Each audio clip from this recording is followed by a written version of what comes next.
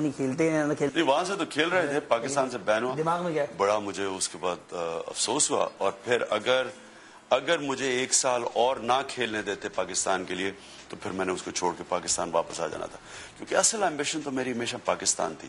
وہ تو میں نے سوچا کہ ایک کرکٹر کے لیے اتنی بڑی اپرچونٹی تھی, ایک ینگ کرکٹر پاکستان سے وہ سپر ٹیسٹ کھیلے ورلڈ 11 اور آسٹریلیا کے اگینسٹ, تو میں وہ کھیلنا تو چاہتا تھا بہت, لیکن میں نے یہ نہیں تب سمجھا تھا کہ میں پاکستان سے بین ہو جاؤں گا. صحیح. پھر آپ کیپٹن بنے بعد میں 82 کے قریب آگے, صحیح ہے, اور جاوید میاں اس وقت کیپٹن ہی تھے تقریباً ٹیم کے. ان کو اعتراض ہے ہمیشہ سے, وہ کہتے ہیں کہ یار میرے ساتھ زیادتی ہوئی ہے کہیں نہ کہیں, ایک دم سے عمران آ کے پھر کیپٹن بن گیا, تو ان کو دل میں ہے تھوڑی تھوڑی چیزیں ہیں جو وہ ڈیفینیٹلی ہلکا ہلکا بولتے ہیں. میں اس لیے بول رہا ہوں کیونکہ میں نوٹ کر لیتا ہوں کہ باقی ان کے دل میں کچھ ہے. آپ کلیئر کر دیں کہ اصل میں چکر کیا تھا اس وقت کی باتیں. ڈیفینیٹلی ہم دہرا رہے ہیں لیکن پھر بھی کوئی بات. دیکھیں میں جب کیپٹن بنا, میں کبھی کیپٹن بننا نہیں چاہتا تھا, کبھی میں نے اس کا شوق نہ مجھے شوق تھا, نہ میں نے کبھی یہ چیز اظہار کی. کیپٹن ایسے بنا کہ جاوید کے خلاف ساری ٹیم نے ریوولٹ کر دی. اس کی وجہ کیا ہو؟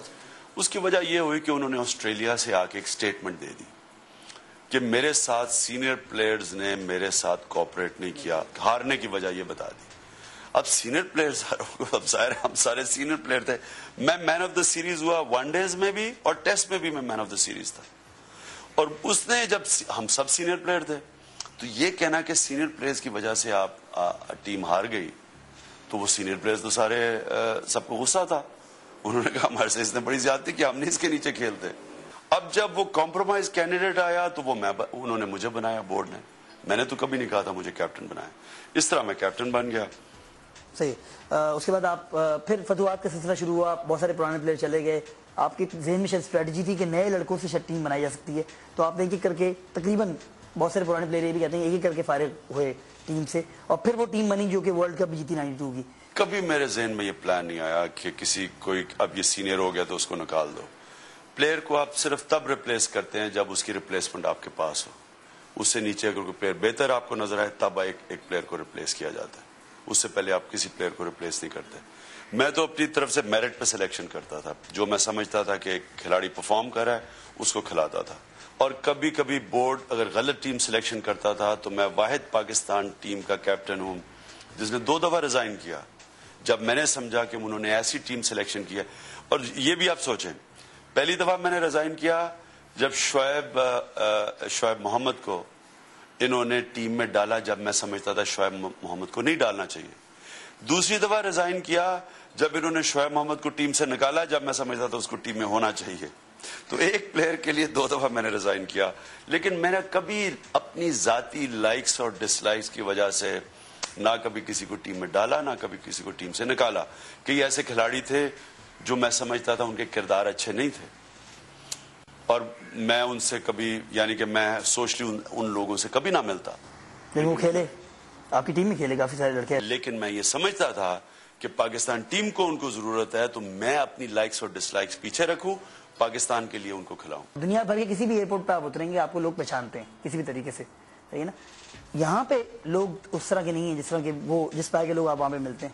وہاں پہ آگے آپ چینج بھی ہو جاتے ہیں, آپ اپنا ڈریس بھی چینج کر لیتے ہیں, سوٹ میں آ جاتے ہیں, یہاں پہ آپ شلوار قمیض میں ہوتے ہیں. بہت سارے سوالات. یا شلوار قمیض میں تو بڑی سیدھی بات ہے. ہماری 95% آدمی شلوار قمیض پہنتے ہیں پاکستان میں. صرف ایلیٹ ہی ایک کپڑے پہنتی ہے نا, مختلف مغربی کپڑے جو عام. میں پاکستانی ہوں تو میں اگر یہاں اکثریت سارے سوٹ پہننا شروع ہو جائے تو میں بھی سوٹ پہننا شروع ہو جاؤں.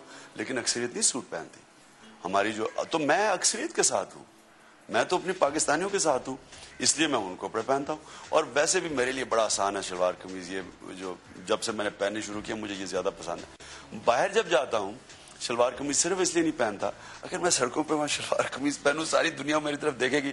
ہم ہر کسی کو شوق نہیں ہوتا کہ لوگ اس کی طرف دیکھیں, صرف اس لیے نہیں پہنتا.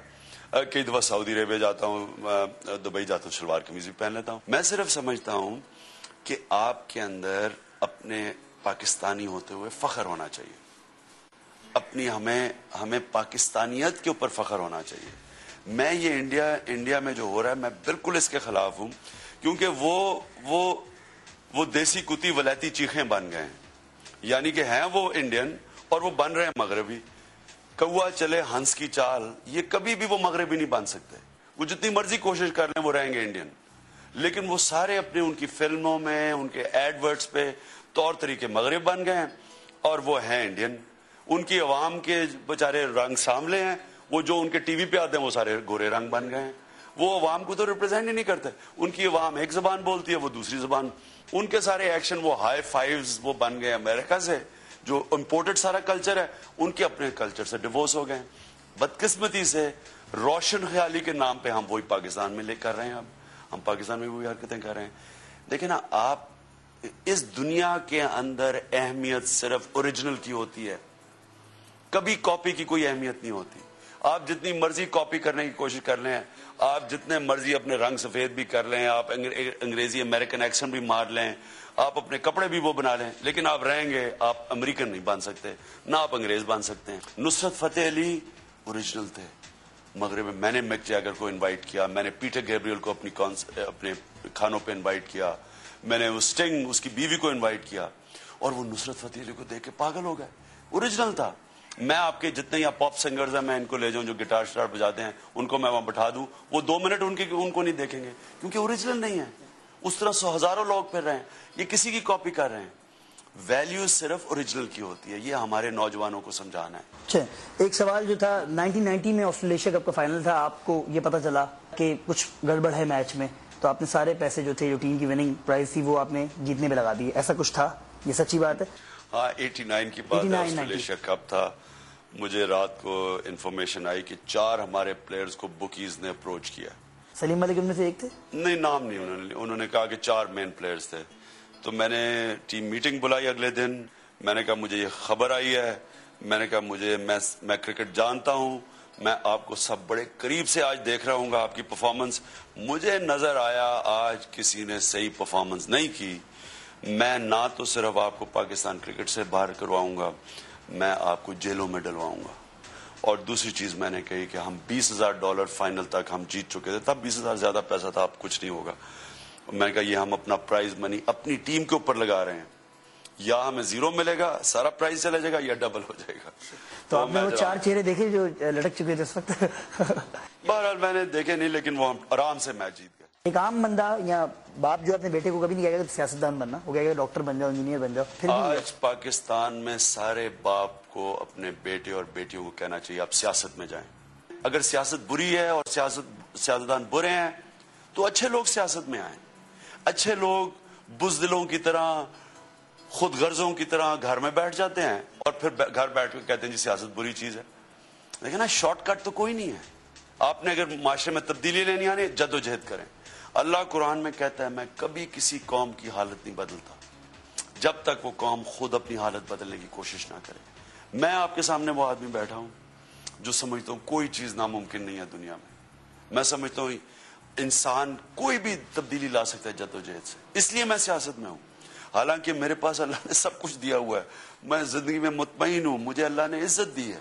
شاید ہی کسی پاکستان کو اتنی عزت دی ہو جو مجھے دی ہے. میں کرکٹ میں اللہ نے مجھے وہ مقام دے دیا ہے, میں تھوڑی سی کامنٹری کروں کروڑوں روپیہ کما سکتا ہوں, اور جب میرے پیسے ختم ہوتے ہیں کامنٹری کر کے اپنا گزارا کرتا ہوں. تو میرے لیے تو بڑی آسان زندگی ہے کہ میں سیاست نہ کروں. لیکن ہمارے پہ فرض اللہ نے کیا ہوا ہے, ہمارے پہ اللہ نے ذمہ داری ڈالی ہے کہ ہم معاشرے کو بدلنے کی کوشش کریں. گھروں میں نہ بیٹھیں کہ جنہیں اگر عمران خان کی زندگی بڑی آسان ہے تو ذرا بھاڑ میں جائے پاکستان, جو بھی سیاستدان وہ کریں, اور ہم جو بھی سیاستدان ہیں, چور ہیں, ڈاکو ہیں, ہم ان سے بڑی خوشی سے ملیں, کیونکہ وہ ہمارے تو کام کر دیں گے. ملک ہے وہ خون چوس رہا ہے, اس کی فکر نہیں ہے اپنا مستقبل بدلنے کے لیے. یہ جو ہماری یوتھ سمجھتی ہے نا کہ میں جی MBA ڈگری لے لی, میں جی باہر کا ویزا لے کے انگلینڈ امریکہ چلا گیا, وہ ہمیشہ یاد رکھیں سیکنڈ کلاس سٹیزن رہیں گے. اسکیپ بھی ایک طریقے سے یہ ملک ہے جس میں پوٹینشل, یہ بڑا عظیم ملک بن سکتا ہے. اگر میں یہ سمجھتا کہ پاکستان میں پوٹینشل نہیں, عظیم ملک نہیں بن سکتا, میں نہ سیاست میں آتا. لیکن پاکستان میں سب کچھ ہے, لوگوں میں بھی ٹیلنٹ ہے.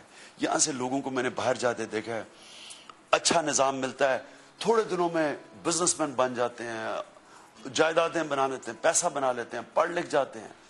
یہاں کیوں نہیں ہم کر سکتے؟ کیونکہ یہاں نظام ٹھیک نہیں ہے.